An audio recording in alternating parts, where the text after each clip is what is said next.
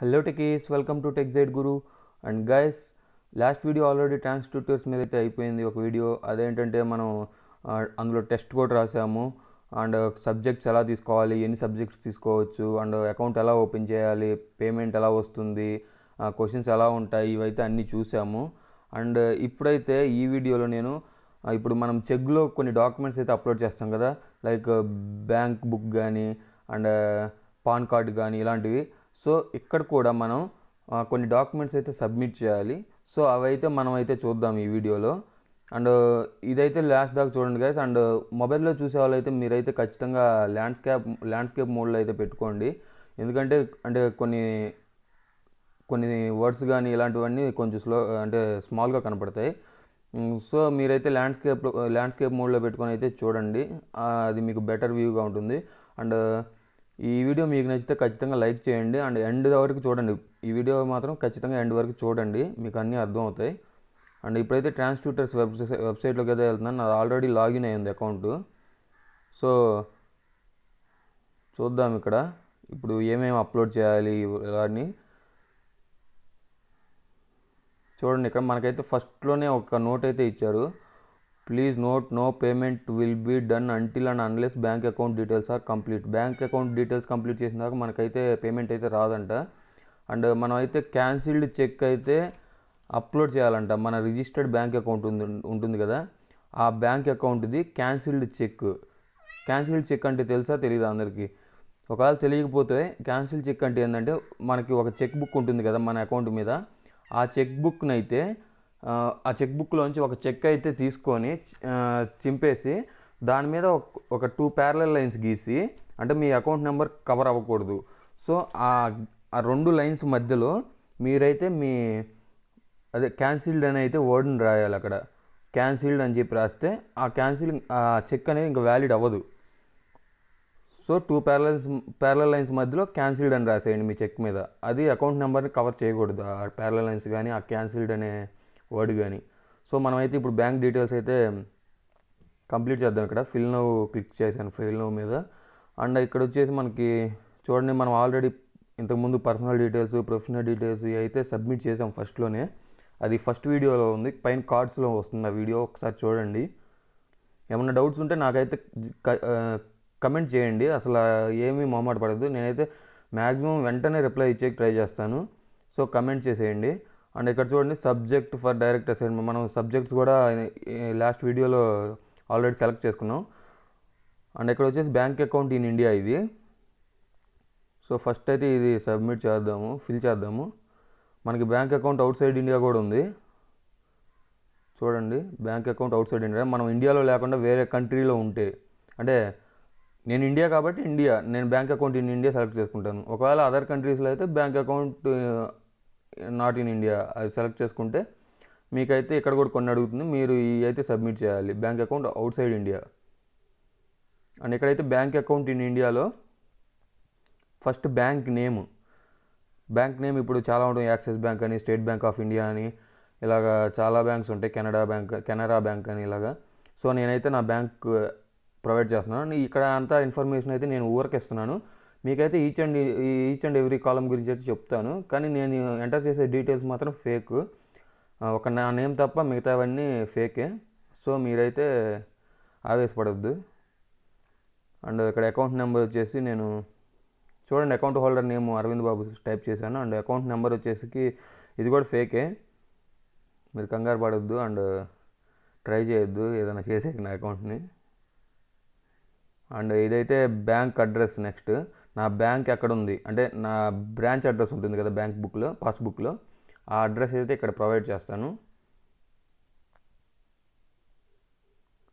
Okay, ఇదైతే నా bank branch address. ఇది కరెక్టేలే, ఇది రియల్ అడ్రస్సే. And next type of bank account savings. And PAN number కానీ ఇలాంటివి ఎస్ఎస్ఎన్ అంటే సర్వీస్ సెక్యూరిటీ నెంబర్ అని చెప్పి ఏదో ఉంటుంది మొత్తానికి, అది యూఎస్లో ఉంటుంది మ్యాక్సిమం. అండ్ మిగతా అయితే నాకు అంతగా తెలియదు పర్టికులర్గా. సో మన ఇండియన్స్కి అయితే పాన్ నెంబర్ అయితే ఖచ్చితంగా ఉంటుంది, pan card number. Next upload pan card అయితే మన పాన్ కార్డ్ని అయితే అప్లోడ్ చేయాలి. పాన్ కార్డు ఐడి కార్డు అంటారు కదా, పాన్ కార్డు కూడా ఒక ఐడి కార్డు లాంటిది. సో దాన్ని అయితే ఇక్కడ సబ్మిట్ చేయాలి.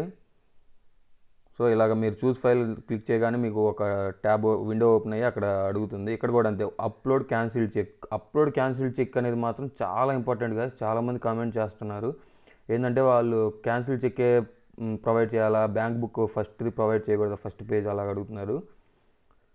సో అదైతే ఖచ్చితంగా క్యాన్సిల్ చెక్కే ప్రొవైడ్ చేయాలి. అండ్ ఇది వచ్చేసి జేపీఈజీ, పిఎన్జీ, జిఫ్, బిఎంపీ ఈ ఫార్మాట్స్లో అయితే ఉండాలి. సో అది కూడా చూసుకోండి. అండ్ నెక్స్ట్ వచ్చేసి ఐఎఫ్ఎస్సి కోడ్ అడిగారు. ఐఎఫ్ఎస్సి కోడ్ ఇండియన్ బ్యాంక్స్ ప్రతి ఒక్క దానికి ఉంటాయి. అండ్ స్విఫ్ట్ కోడ్ అంటే ఏంటంటే, మీరు నెఫ్ట్ తెలుసు అందరికీ, నెఫ్ట్ నెంబర్ ఉంటుంది మొత్తానికి ఏదో.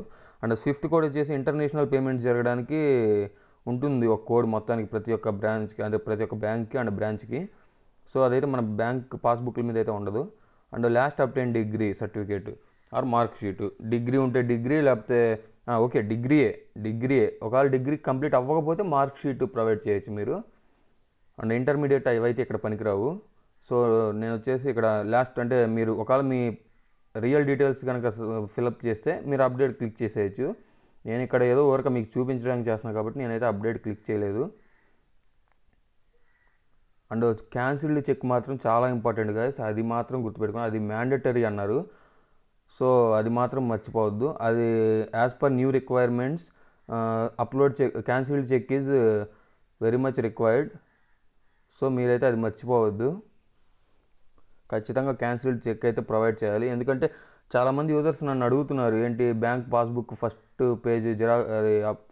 పేజ్ పిక్ పెడితే వాళ్ళు యాక్సెప్ట్ చేయట్లేదని. సో దానివల్ల నేను ఏమనుకుంటున్నానంటే క్యాన్సిల్ చెక్ ఖచ్చితంగా కావాలి. అండ్ ఇక్కడ వచ్చేసి bank details out side India.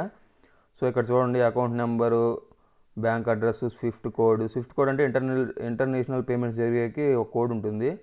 And PayPal address, PayPal payee name అంటే ఎవరైతే రిసిపియంట్ ఉంటారు కదా వాళ్ళ నేమ్. అండ్ పేపాల్ అడ్రస్ అంటే ఈమెయిల్ ఉంటుంది, సంథింగ్ పేపాల్కి ఒక ఈమెయిల్ ఉంటుంది, లేకపోతే ఒక అడ్రస్ ఇస్తాడు పేపాల్లోనే. సో అదైతే ప్రొవైడ్ చేయాలి. అక్కడ చూడండి, ఇక్కడ బ్యాంక్ నేమ్ ఫస్ట్. ఇప్పుడు bank account out side India అంటే మరి అవుట్ సైడ్ ఇండియా మనకు తెలియదు కదా, నేను ఎప్పుడు వెళ్ళలేదు మరి. సో ఒకవేళ అవుట్ సైడ్ ఇండియా ఉన్న వాళ్ళకైతే ఖచ్చితంగా తెలుస్తాయి. మీ బ్యాంక్ నేము, మీ account holder name, account number, bank address, swift code అని చెప్పి ఒక కోడ్ అయితే ఉంటుంది. మన ఇండియన్ బ్యాంక్స్ కూడా ఉంటుంది. అది ఏంటి, ఇంటర్నేషనల్ పేమెంట్స్ జరగాలంటే. సో ఐబ్యాన్ అంట, అదైతే నాకు పర్టికులర్గా ఐడియా లేదు నాకు.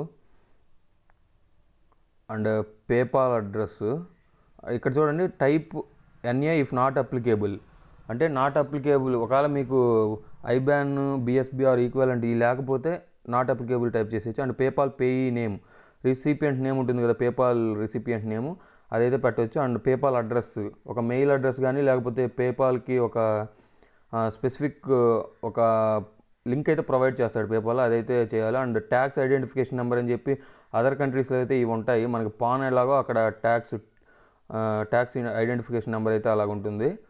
అండ్ ట్యాక్స్ డాక్యుమెంట్, ఇప్పుడు పాన్ కార్డ్ ఎలా అప్లోడ్ చేయమంటున్నారో మనల్ని, అట్లా ట్యాక్స్ డాక్యుమెంట్ అప్లోడ్ చేయమంటున్నారు అవుట్ సైడ్ ఇండియా ఉండే వాళ్ళని. ఓకే, ఇక్కడ చూస్ ఫైల్ మీద క్లిక్ చేయగానే మీకైతే విండో ఓపెన్ అవుతుంది సెలెక్ట్ చేసుకోవడానికి file. JPEG, PNG, GIF, BMP ఫార్మాట్స్లో అయితే ఉండాలి. అండ్ ఫోటో ఐడి అంటే మన ఇండియాలో అయితే ఆధార్ కార్డు ఇలాంటివి సరిపోతాయి, ఓటర్ కార్డు. సో అదర్ కంట్రీస్లో అయితే వాళ్ళకి సంబంధించిన ID cards. And address proof, మనకైతే ఆధార్ కార్డు ఇలాంటివి సరిపోతాయి, కానీ అవుట్ సైడ్ ఇండియా అయితే వాళ్ళకి వేరే ఏవో డాక్యుమెంట్స్ ఉంటాయి. మొత్తానికి మీకు తెలిసే ఉంటుంది, అవుట్ సైడ్ ఇండియా ఉండే వాళ్ళకి తెలుస్తాయి. సో అయిపోగానే మీరైతే అప్డేట్ మీద క్లిక్ చేయగానే అప్డేట్ అయిపోతాయి అకౌంట్స్.